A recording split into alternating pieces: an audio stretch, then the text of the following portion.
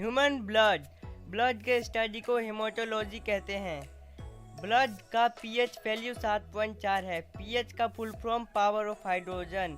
यह फर्स्ट वाली पिक्चर देखिए, लाइकेन पौधा है। लाइकेन पौधे को पोल्यूशन का इंडिकेटर कहते हैं क्योंकि यह नॉन पोल्यूशन में उगता है और इससे लिटमस पेपर बनते हैं। लिटमस पेपर पे हम ये मेज़र करते हैं कि ये एसिड या बेस है। मनुष्य में औसतन ब्लड 6 लीटर पाया जाता है। मेल के तुलना में फीमेल में हाफ लीटर ब्लड कम होता है। ब्लड को 2 मुख्य भागों में बांटा जाता है, प्लाज्मा, ब्लड कार्पल्स। ब्लड का लगभग 7% भाग प्लाज्मा है, शेष 40% भाग ब्लड कार्पल्स है।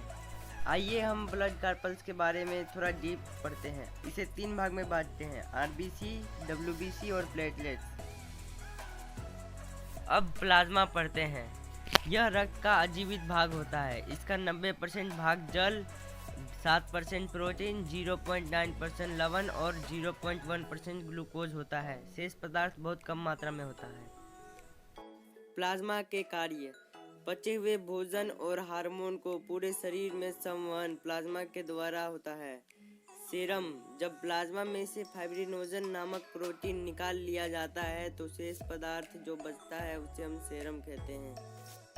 आरबीसी का साइंटिफिक नेम इरिथ्रोसाइट है।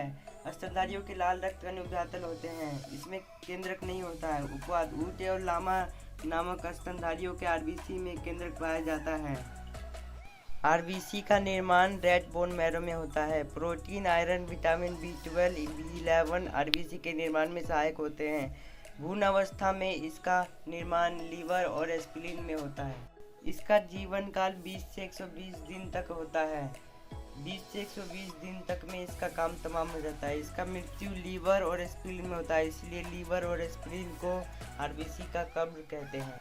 इसमें हेमोग्लोबिन होता है जिसमें हेम नामक डाई होता है जिसके कारण रक्त लाल होता है।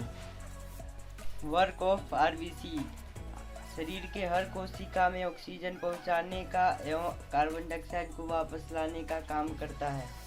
आरबीसी के कुछ फैक्ट जानते हैं। हेमोग्लोबिन की मात्रा कम होने पर एनीमिया रोग हो जाता है। सोते वक्त आरबीसी 5% कम हो जाता है और जो लोग 4200 मीटर की ऊंचाई पर जाते हैं उनके आरबीसी में 30% की वृद्धि हो जाती है। आरबीसी की संख्या हेमोसाइटोमीटर से ज्ञात की जाती है। डब्ल्यूबीसी का साइंटिफिक नेम ल्यूकोसाइट है। इसमें केंद्रक रहता है। इसका निर्माण व्हाइट बोन मैरो में होता है, लाइफ नोड और कभी कभी लीवर और स्प्लीन में भी होता है। इसका जीवन काल 60 से 8 दिन का होता है। इसकी मृत्यु स्प्लीन में होती है। इसका कार्य शरीर को रोगों के संक्रमण से बचाना है। डब्ल्यूबीसी का सबसे अधिक भाग 60 से 70% न्यूट्रोफिल्स कणिकाओं का बना होता है। न्यूट्रोफिल्स कणिकाओं रोगाणुओं और तथा जीवाणुओं का भक्षण करती है। प्लेटलेट्स का साइंटिफिक नेम थ्रोम्बोसाइट है। यह केवल मनुष्य और अन्य स्तनधारियों के रक्त में पाया जाता है। इसमें केंद्रक नहीं होता है। इसका निर्माण बोन मैरो में होता है। इसका जीवन काल 3 से 5 दिन का होता है। इसकी मृत्यु स्प्लीन में होती है। इसका कार्य रक्त का थक्का बनाना है।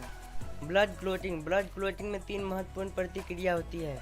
पहली, थ्रोम्बोप्लास्टिन, प्रोथ्रोम्बिन, कैल्शियम तीनों को मिलाते हैं तो थ्रोम्बिन बनता है। दूसरी, थ्रोम्बिन फाइब्रिनोजन को मिलाते हैं तो फाइब्रिन बनता है। तीसरी, फाइब्रिन और ब्लड कार्पल्स को मिलाते हैं तो ब्लड क्लोटिंग होता है।